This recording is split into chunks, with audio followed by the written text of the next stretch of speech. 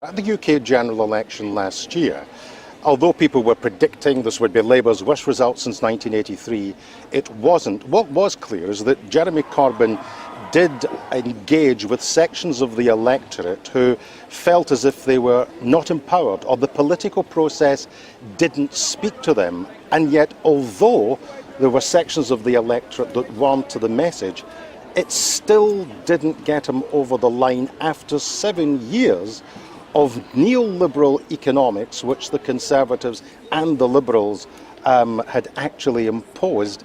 From a socialist perspective, isn't that a deeply depressing thing? Not at all. There are plenty of reasons to be depressed about if you're a left-winger. And I can feel them in my bones. But not the general election result. I thought it was a magnificent result.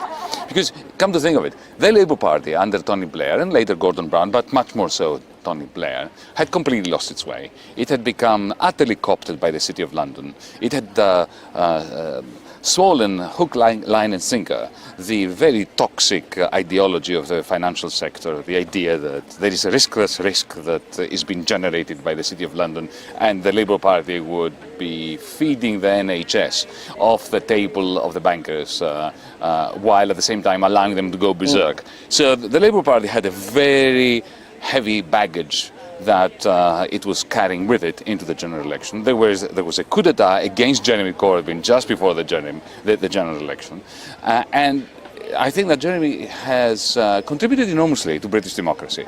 Independently of whether you like him or not, whether you agree with him or not, there were two major contributions, and I think that even my Tory friends, the more nuanced of them, recognise those contributions. The first one is that he showed that it is possible to remain steadfast and be civilised and dignified in the face of a character assassination attempt, and not to be completely bamboozled by the media.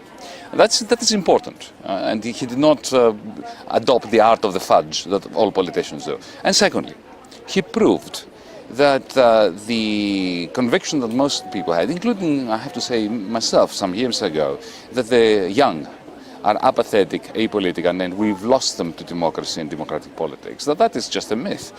By being steadfast and dignified, he has shown that it is perfectly possible to mobilize a very large section of young people who were disenfranchised and felt that they had nothing, no interest in political life, and they entered the political arena and they reinvigorated politics.